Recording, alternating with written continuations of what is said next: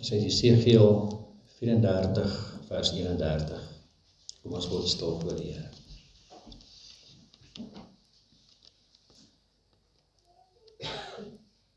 Julle is my skape, die skape van my weide. Julle is mense, ek is julle God, spreek die Here, Here. Gemeente, genade, barmhartigheid en vrede van God ons Vader, van Jesus Christus ons Here, deur die krag van die Heilige Gees. Amen. Geliefdes, ons ken Psalm 23 uit die hoof. Kom ons sing daar die eerste en die tweede vers. Sing die eerste beruiming. Net soos 'n herder uittrek met sy skaap en hulle laat neerlê in die veld van milde groen, met sagte hand te lei langs stille water, so is die Heer, so het hy ook aan my gedoen. En wat daarop volg dan vers 2, en is ek soos 'n skaap in doodsgevare, wat in die velde as 'n prooi van wolwe gaan. En moet ek in die doodsdal diep en donker, van alle hulp ontneem in my alleenheid staan, dan nog ken ek geen doodsvrees of verskrikking, omdat die staf my troos is en verkwikking. Vers 1 en 2, kom ons loof die Here.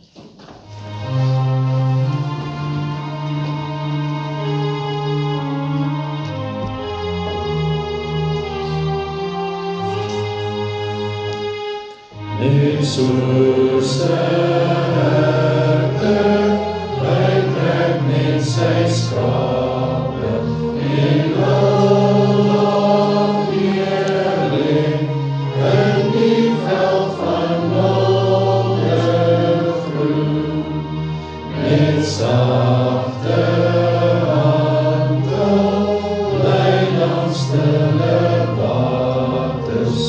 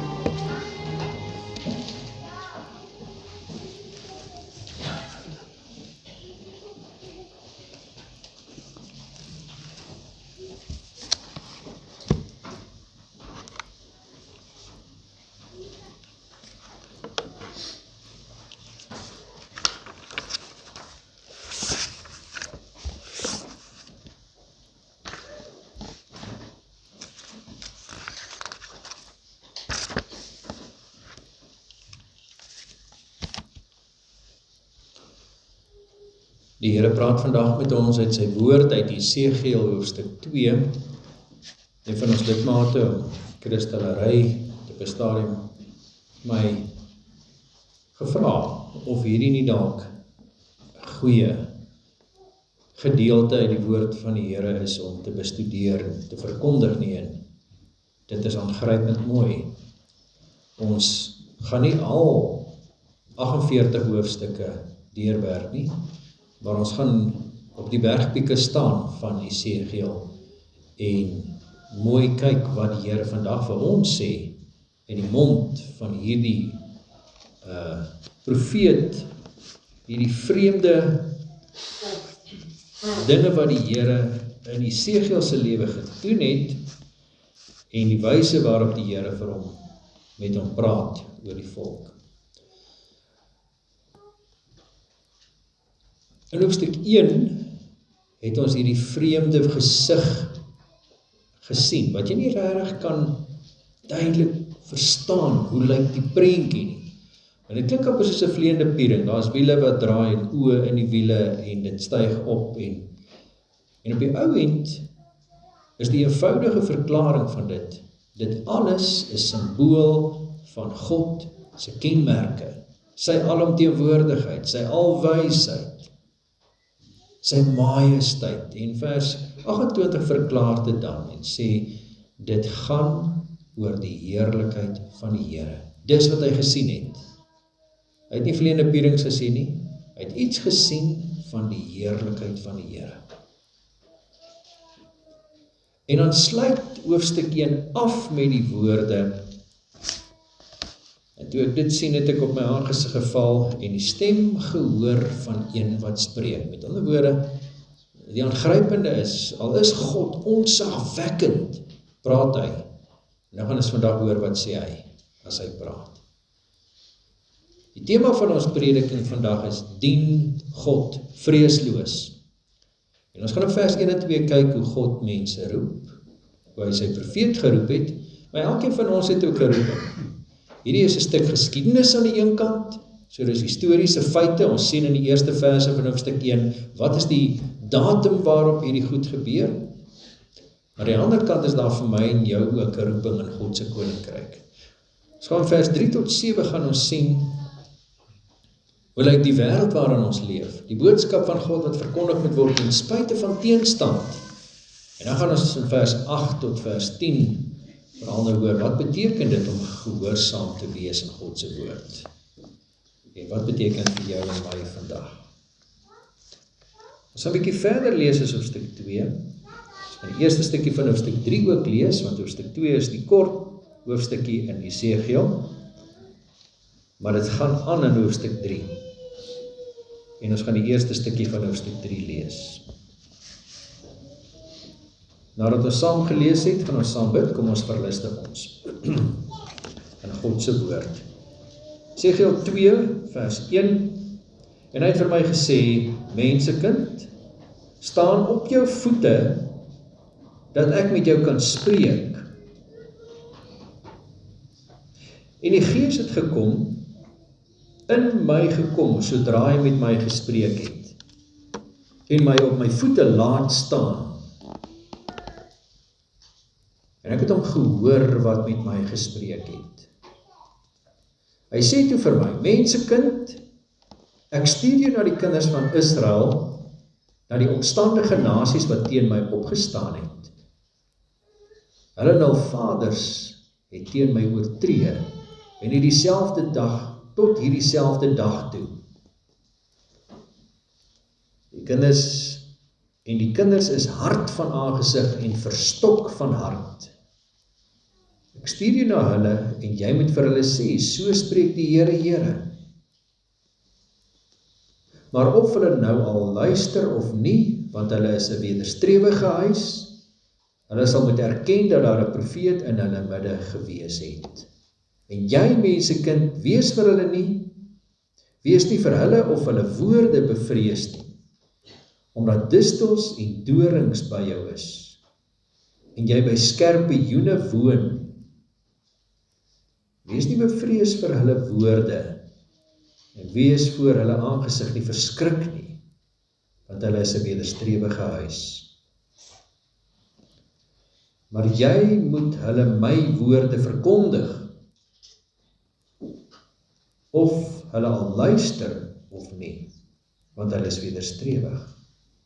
Maar jy, mensekind, luister na wat ek vir jou sê, na wat ek jou sê, wees nie wederstrewig soos die wederstrewige huis nie, maak jou mond wyd oop, eet wat ek jou gee. Toe kyk ek, En daar was 'n hand na my toe uitgestrek en daar 'n boekrol. En hy het dit voor my uitgesprei en dit was beskrywe op die voor en die agterkant en daarop was geskrywe klaagliedere en gesug en wee.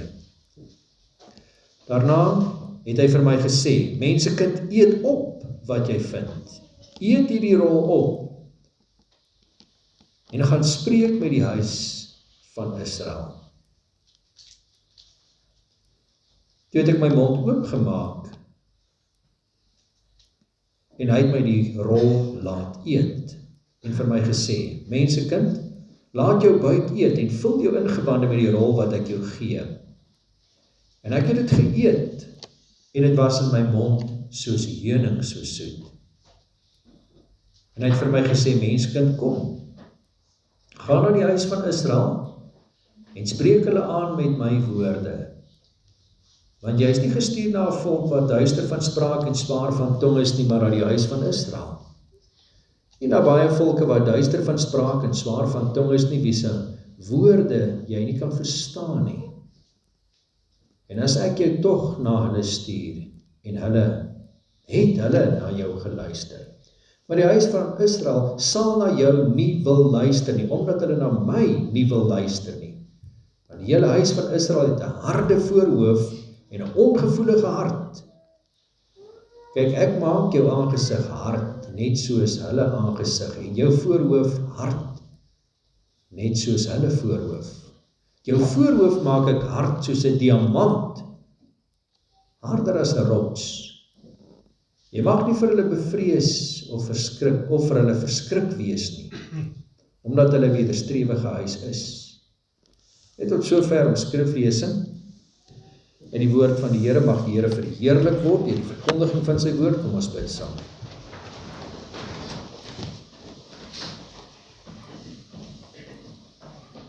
Ons Vader wat in die hemel woon, aan U die lof, die eer, die dank van ons harte. Ons is so dankbaar dat U hier met ons is om ons te onderrig. Ons dankie vir die gesondheid en die kragte dat ons hier kan wees vir gespaarde lewens.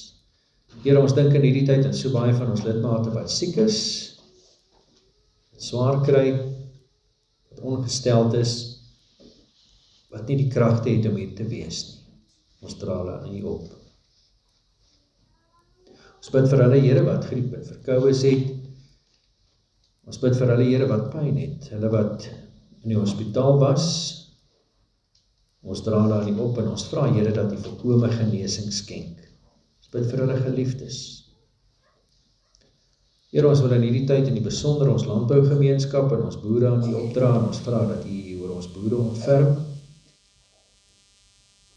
Dankie, Here, vir die oes wat op die lande staan, maar ons gebed is, Here, dat U dit vir hulle ook moontlik maak om nog 'n seisoen voort te gaan, waar die pryse van die mielies laag is, Here, en daarmee saam ook die uitdagings ontsaglik groot is. Dankie, Here, dat U die gebede hoor wat opklink uit die stof. Here Jesus, ons bid ook so vir ons kinders, ons jong mense, hulle wat verbondsonderrig kry by ons. Ons bid vir hulle, Here, dat U ook in die skool met hulle sal wees, op die sportveld, tussen die maats, tussen al die bedrywighede en kultuur wat hulle by die skool oefen, maar in die besonder ook waar hulle toetse skryf en eksamen. Ons dra hulle aan U op. In die besonder ons matrikulante.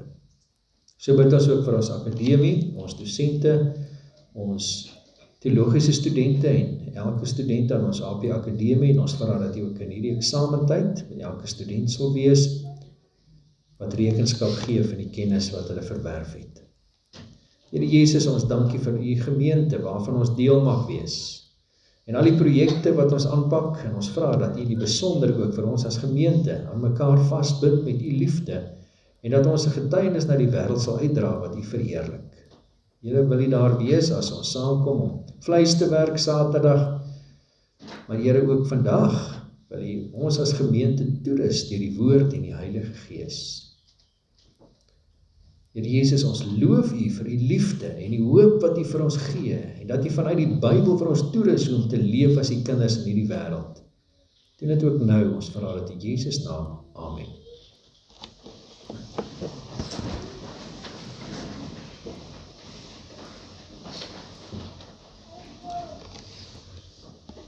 Nou geliefdes, u weet, terwille van ons Engelse lidmate en vriende wat hier is, wil ons graag ook net so iets van die woord in Engels duidelik maak. Hoe klink hierdie versie wat ons gelees het? Esegiel 2 vers 3, klink so.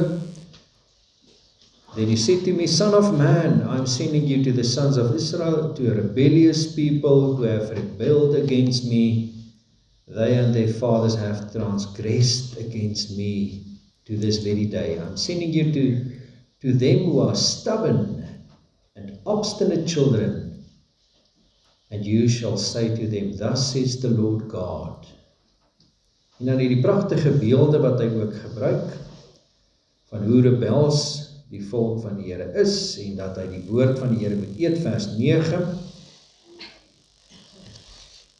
And then I looked and behold, a hand was extended to me, and lo, a scroll was in it. And he spread it out before me, and it was written on the front and back, and were written on it were lamentations, mourning, and woe.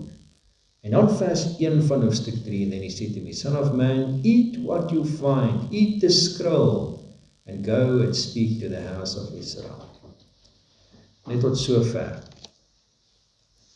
Liewe vriende, broeders en susters, ek het altyd in my kop die prentjie gehad van Simpson as 'n spiertier, 'n ou wat nou gereeld tyd in die gym spandeer het en wat nou indrukwekkend was met sy spiere.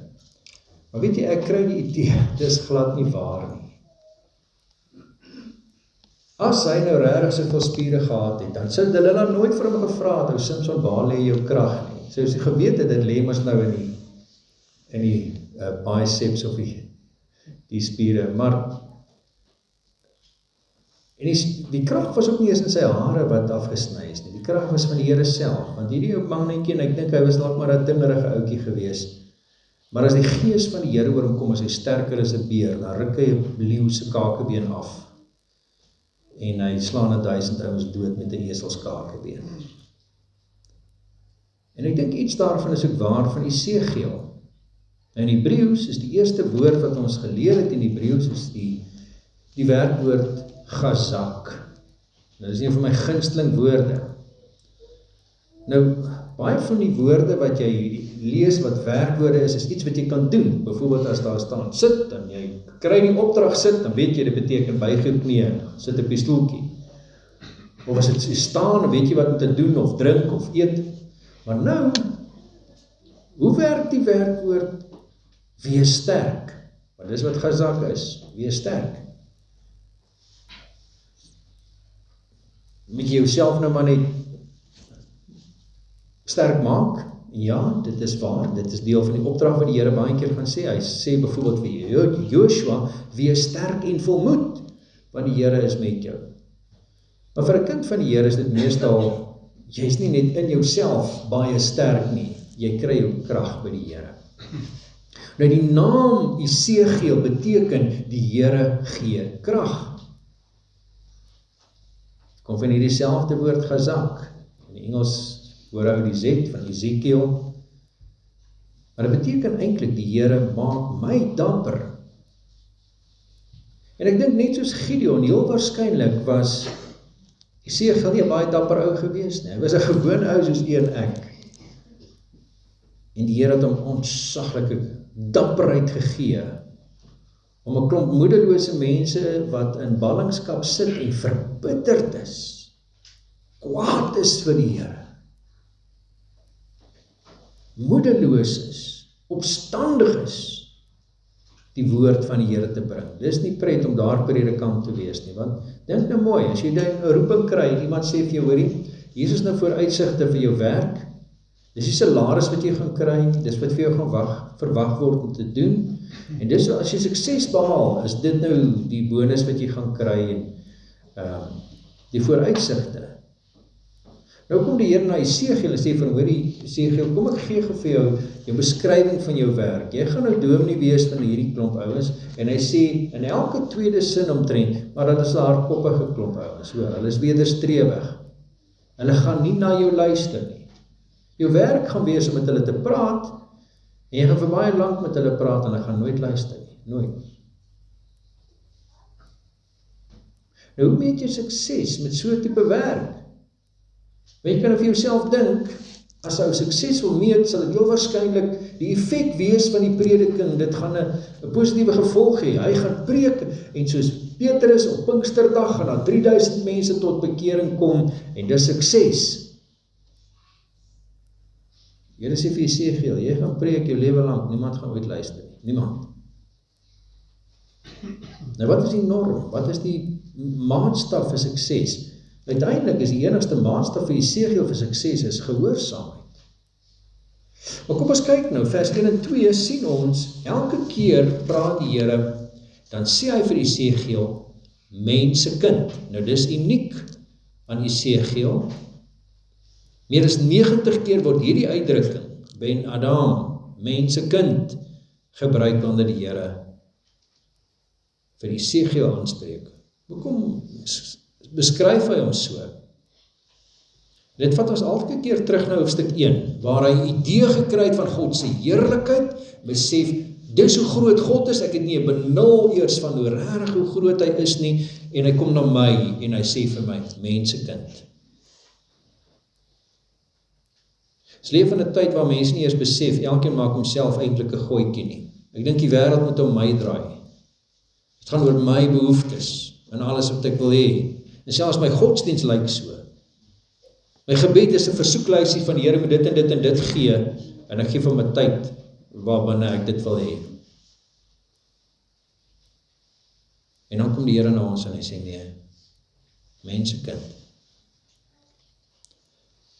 jy is broos, en jy is sterflik, maar jy staan in diens van 'n God, groot in majesteit en heerlikheid.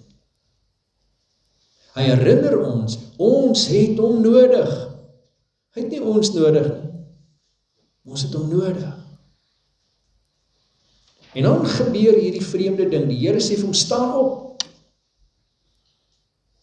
Hy kan nie opstaan nie. Hy het nie die krag om op te staan. Nie krag om te beweeg nie.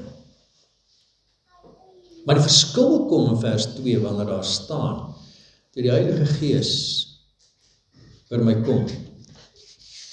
Vers 2, en die Gees het in my gekom, sodra hy met my gespreek het, en my op my voete laat staan.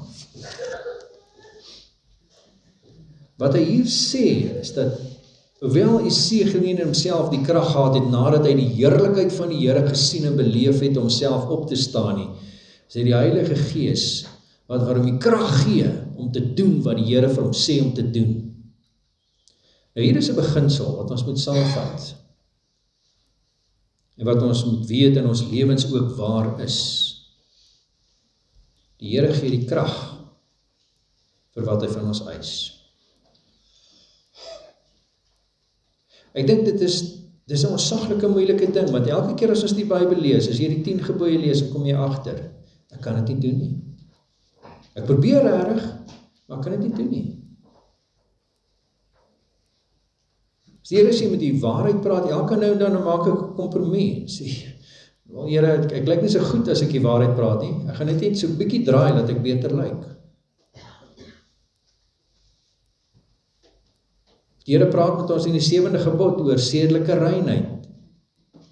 Maar die gedagtes, dis dit nie noodwendig so nie.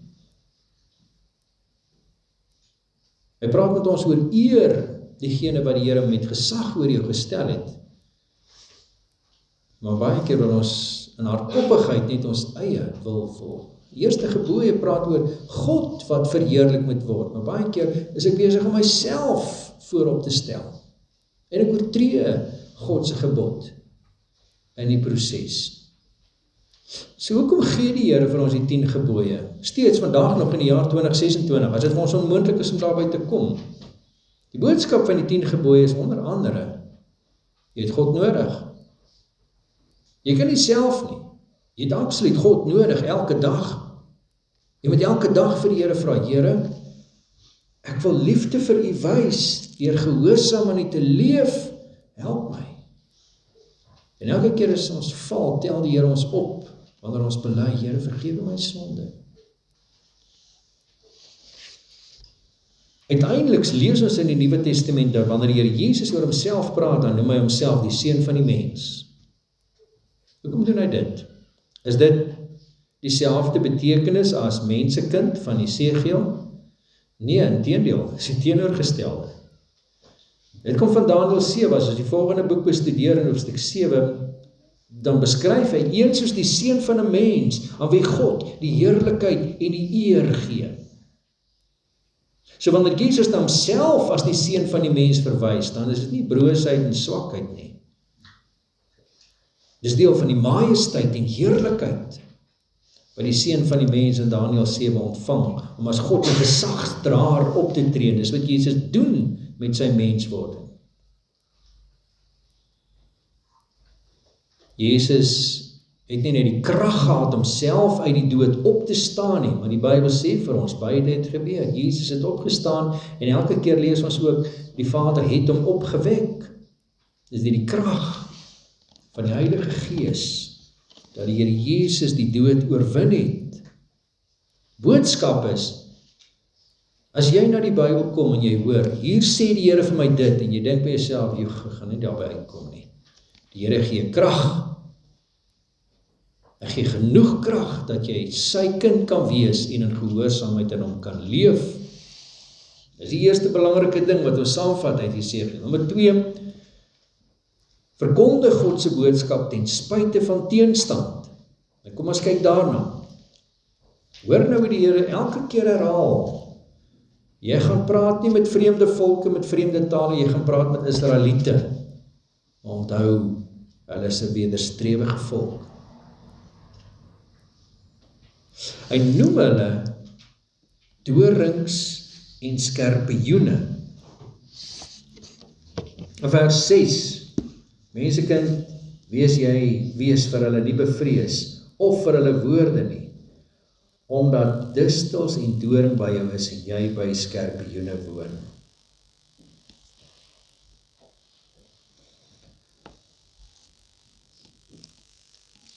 Son of man, neither fear them nor fear their words, for thistles and thorns are with you, and you sit on scorpions.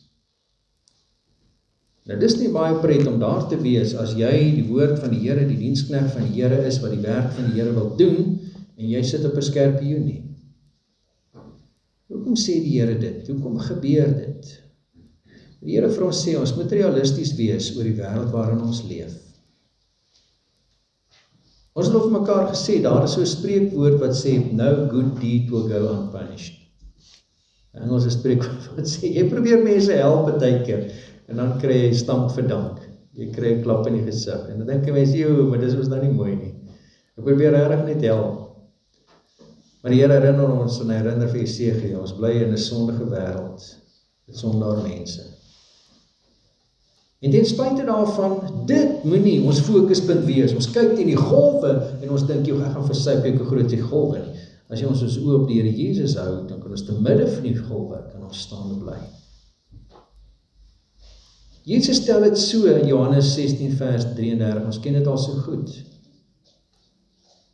waar die Here Jesus sê, in hierdie wêreld sal julle verdrukking hê, maar hou goeie moed, ek het die wêreld reeds oorwin. So aan die een kant sê die Here vir ons moet nie verwag, dis net maanskyn en rose vir kinders van die Here nie. Ons lewe in 'n wêreld met dorings en skerpioene. En die ergste van alles is, dis sy eie mense, dis sy eie volksgenote. Hy wil vir hulle die goeie boodskap bring, die evangelie, die boodskap van hoop, van God. En omdat hy hulle nie in hulle gehoor streel en mooi woordjies vir hulle sê, hulle wat ongehoorsaam is aan God, is hulle woorde verneig en skerp en afbreekend. En kinders, julle moet hierdie boodskap baie mooi hoor vandag. Soms het ons nodig dat die Here ons vermaan. Dat die Here ons op die regte pad ruk. Want ons is hardkoppig. Soms gebruik jy mamma en pappa, soms gebruik jy ander mense, wat insig het en wysheid het, wat vir jou sê, moenie op hierdie pad gaan nie, gaan op hierdie pad, dis die pad van die Here. En as jy in jou hart voel, sê maar, jy is nou liefdeloos, hoe kan jy so lelik wees met my? Dink daaroor. Mediese dokter, op die slagveld, die bomme val, dis verskriklik. Hierdie man se been word pap geskiet. Nou bring hulle hom in die hospitaal in. Hy het verskriklik pyn. Daar is min medikasie. Hy het nie genoeg pynpille nie. Nou moet hy daai been afsit. Daar is nie 'n mooi manier om dit te doen nie. Jy kan sê, ag man, hier is jou disprin, kom 'n plakke pleister op hierdie been. Hy moet fisies daai been afsaag. Dis ontsettelijke pyn. Maar wat as hy dit nie doen nie? Dan gaan die man van daardie ontsteking doodgaan. Maar hy moet sy been afsaag om sy lewe te red. Dis verskriklik, maar dit red 'n lewe. Maar onthou dit, wanneer mense vir jou woorde sê wat seer maak, en as jy mooi daaroor dink, is dit dalk waar. Want ons is baie geneigd, almal van ons, om gou kwaad te word wanneer iemand jou aanvat, wanneer jy van die Here se pad afdwaal. Maar dis dalk woorde wat 'n lewe red. Ek onthou my moeder, sy is by die Here en ek is so dankbaar vir haar impak in my lewe. En ek was in 'n ongeluk gewees, my kar gestamp. En sy sê vir my, Wimpie, is die Here nie al besig om jou te waarsku nie. En ek het my bloediglik vererg. Dis mos nou altyd die ander ou se fout. Daai boom wat voor my ingespring het, of ander ou die taxi se skuld. En toe ek daar nadink, te besef ek wel, daar is dit. Dan moet ek versigtiger my lewe hanteer, versigtiger bestuur, met meer wysheid, met meer respek deur die lewe gaan. So kinders, leer dit nou vandag uit Jesegiel. Hy moes verskriklike woorde vir sy eie mense sê om hulle lewens te red, en hulle het nie na hom geluister nie. Dan gaan ook mense wees vir jou wat vir jou woorde sê in jou lewe wat jou baie seer maak, maar neem dit ter harte. En dis dalk mense wat jou baie lief het, en dinge raak sien wat jy nog nie raak sien in jou lewe nie, en jou waarsku daarmee. En wanneer ons daardie persoon is, wat die skorpioengif ervaar teen ons, hoor hoe die Here elke keer sê, 3 keer herhaal hy, net soos vir Josua en Josua 1, wees nie bevrees nie. Wat die Here vra, is nie of die mense luister of nie luister nie, maar dat jy getrou sal wees, om die boodskap van die Here na die beste van jou vermoë oor te dra. Want uiteindelik was daar iemand, wat aan 'n kruis gehang het, en al die skorpioengif van my en jou sonde ervaar het op een slag. Die dorings en die distel van 'n doringkroon het hy op sy kop gehad, en dit het sy bloed van sy hoof laat afdrup. En hy was bereid om daardie pad, ten spyte van die teenstand, van mense wat haat en verwerp en skreeu kruisig hom, het hy nog steeds op die pad voort te gaan. Toe Pilatus vir hom vra, maar is jy nou regtig 'n koning? Sê wel, hy kon die legioene engele stuur om alles te keer en almal uit die weg te ruim daar, maar hy het nie. Onthou, dis nog steeds die selfbeheersing van God vandag wat maak dat ek en jy kan asemhaal en hier kan leef. Dis hy wat ons sondaar mense in so mate verdra, dat ons nog 'n dag kan sien. Maar die Here Jesus het aan die kruis oorwin. Nie net, my God, waarom het U my verlaat nie, maar oor dit is volbring, sodat ek en jy gehoorsaam kan wees. En waar pas die Bybel in? Vers 8 en 9 sien ons, hy kry 'n boekrol in sy hand en hy sê, eet hom. Nou ons het al gehoor van, jy met jou eie woorde eet, maar, en ek weet, hy die eetkoekies vir my vrou, dit proe omtrent soos kaartbord. Nou, ek weet nie of dit dalk vir hom, wat het so gelyk het nie, maar toe dit in sy mond kom, dus het so soet soos heuning. Wat sê dit vir ons? Op die oog af klink die Bybel vir ons baie keer baie hard. 'n God wat oordeel, 'n God wat straf, 'n God wat heilig is. mense wat sondaars is. Maar wat hy sê, as jy dit jou eie maak, as jy dit eet, as jy dit verstaan, as dit jou lewensbeginsels is, as dit jou prioriteite is, maar daar's niks wat daarby kom om binne God se wil te wees nie. Jy moet onthou vir jou lewe, as jy jouself op die oomblik buite God se wil bevind, is nie 'n plek om te wees nie. As jy besef vandag opnuut, ek is ongehoorsaam aan God, moet nie daar bly nie. Eet God se woord. Wees gehoorsaam aan hom. Psalm 34 sê hy dit so, smaak en sien dat God goed is. Wat is die verskil? Dis iemand wat nou maar net die Bybel lees, ja, interessant, nee, kyk nou net, hierso het Esegiel in hierdie tyd van koning Jojakim hier rondgespring by die Kebara rivier. Die duiwel ken die Bybel beter as ek en jy, beteken vir hom absoluut niks. Hy eet nie die Bybel.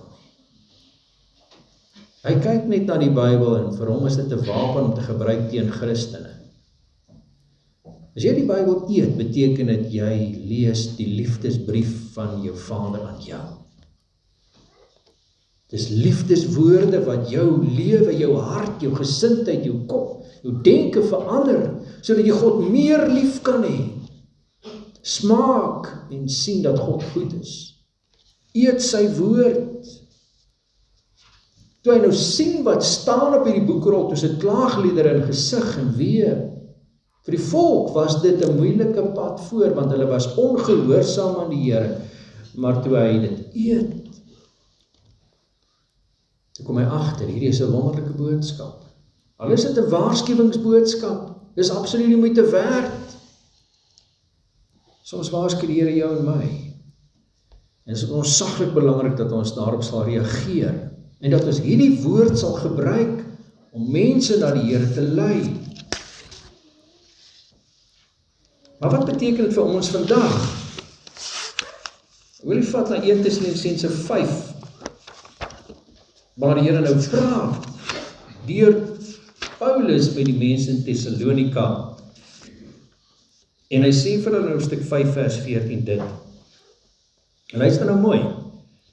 En ons versoek julle broeders, vermaan die onordelikes, bemoedig die kleinmoediges, ondersteun die swakkes en wees lankmoedig teenoor almal.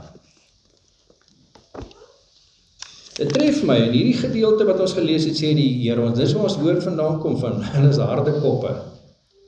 Hoe hardkoppig die volk is. Hy sê vir hom elke keer in vers 7 van hoofstuk 3, Israel het 'n harde voorhoof en 'n ongevoelige hart. Nou sê in vers 8, kyk, ek maak jou aangesig hard, net soos hulle aangesig, en jou voorhoof hard soos hulle voorhoof. Jou voorhoof maak ek hard soos 'n diamant, harder as 'n rots. Jy mag nie vir hulle bevrees of verskrik wees nie, omdat hulle wederstrewige huis is. Nou wat beteken dit dat die Here sê, die sê ek maak jou hardkoppig? Beteken dat hy was nou ook dom as strand? Nee. Wat die Here sê is, ek maak jou net soos hulle, maar 'n diamant, hardste wat hulle geken het in daardie tyd. Hy vertaal dit met 4 steen. Daarmee sê die Here, hierdie is 'n boodskap wat deurdring. Ons het gelees in 1 Tessalonisense 5 vers 14, ons versoek julle broeders, vermaan die onordelikes. En dis wat hier geld in Esegiel, hy moes vermaning doen. Die mense was hardkoppig en hy sê, ek gee vir jou net so hardkoppige boodskap van die Here. Moenie vir hulle bang wees nie. Hoekom sê hy dit? Want ek dink soos ek en jy is Esegiel dalk nie 'n baie dapper ou gewees nie, maar 'n ou wat bereid was om God voluit te dien en vir hom sê, Esegiel, kyk na jou naam, Gezak, ek maak jou sterk, ek maak jou dapper, sodat jy jou roeping kan volbring, om vir mense die waarheid van die evangelie te bring. As jy as ouer jou kind moet straf, is nie pret nie. Maar dit verg ontsaglike dissipline van jouself om jou kind te dissiplineer en groot te maak in die vrese van die Here. Partykeer is ons net nie lus vir nonsens en moeilikheid nie. Maar wat die Here van ons vra is gehoorsaamheid. Jou kind lief genoeg te hê, om op 'n liefdevolle manier jou kind by die Here uit te bring. Hy sê tweedens in vers 14 van 1 Tessalonisense 5, bemoedig die kleinmoediges. En as iemand se kop so hard is, dat hy geen moed meer het nie, maak hy jou kop nog harder om te sê, my broer, my suster, die Here gee jou hoop. Hier is die hoop. Hy sê in vers 14, wees lankmoedig, ondersteun die swakkes. Ons kom partykeer by mense wat net, hulle sien nie kans nie. Die lewe is net oorweldigend. Hulle moet jy, soos die Heilige Gees, regop help. Sê, hier is my hand, my suster, hier is my hand, my broer. Die woord van die Here versterk en bemoedig en gee krag. Jy gaan nie daai met die Bybel oor die kop slaan nie. Jy gaan hom optel. Hy maak jou kop 'n diamant, wat weet, met wie werk jy. En dan sê hy, wees lankmoedig teenoor almal. Dis met groot geduld, wat die Here met sy volk, want wat is die alternatief? Dat hy net eenvoudig nie vir Jesegiel stuur nie, en net hulle oorlaat, soos wat hy beskryf in Romeine 1 vers 18 tot 32. Jy wil nie daar wees, wat die Here sê, jy is hopeloos, stap weg nie. Jy wil eerder sê, Here, gee my pak slaag, dat ek kan leer wat ek moet leer, en kan aangaan, en die dien, vreesloos. Hoe aangrypend dat die Here mense kinders, soos ek en jy, gebruik as instrumente in sy hand. Die Here Jesus noem homself, ek is die brood van die lewe. Dan beteken dit, as jy hom as brood eet, dat jy in hom glo, en hom vertrou, en hom aanbid, en hy jou God is. En wanneer jy Jesus geproe het, en in gehoorsaamheid aan hom lewe, en hy jou lewens uitkyk verander, dan dien jy God, vreesloos soos Jesegiel. Hy roep jou in jou swakheid, maar hy los jou nie in jou swakheid nie, hy gee vir jou sy Heilige Gees. Jy gaan by die werk, tussen jou vriende, by jou familie, skerpioene kry. Moenie stil bly nie. Bring hoop, bring troos. So spreek die Here, ongeag die reaksie. Ons is baie keer so bang vir daardie reaksie van verwerping na ons kant. Jy moet onthou, as die boodskap van die Bybel verwerp nie jou nie, hulle verwerp God. Maar ons gaan verder in hierdie hoofstuk lees, hoe ontsaglik belangrik is dat jy die pad loop van die Here. Vandag kom die Here na jou en my en sê, jy is iemand wat 'n verskil in hierdie rebelse wêreld kan maak deur jou liefde vir die Here. Die feit dat jy mense nie maar los in hulle onkunde en rebellie nie, maar hulle die waarheid van God se woord in liefde kan bring. Mag die Here ons in hierdie week daarmee help. Amen. Kom ons bid saam. Hemelse Vader, ons leer uit Jesegiel, ons het regtig die hulp en die krag nodig. Here, ons is baie keer nie lus vir konfrontasie en konflik in ons lewens nie, ons bly maar liewer stil. En die eer word aangetast en die naam word vertrap. Here, vergewe ons luiheid en ons laksheid. Skenk ons 'n liefde wat groter is as dit. 'n Liefde wat genoeg omgee om mekaar te wys op u pad, op u genade, op u liefde. O Here, help ons om in hierdie wêreld 'n pad te stap, waar ons u lig laat skyn, want 'n klein liggie kan in 'n donkerte 'n groot verskil maak. Help ons om daardie lig te wees, o Here. Ons vra dit in Jesus naam. Amen.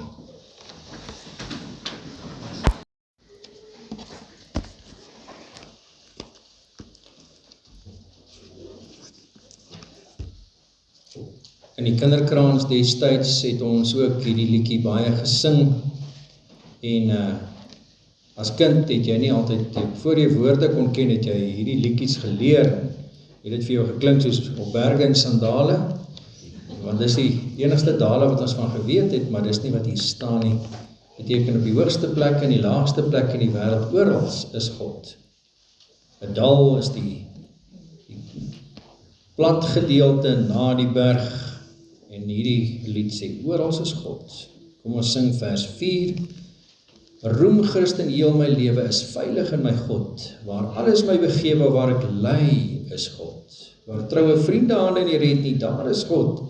Selfs in die doodse bande, ja, oral is my God. Ons sing vers 1 en vers 4, 294.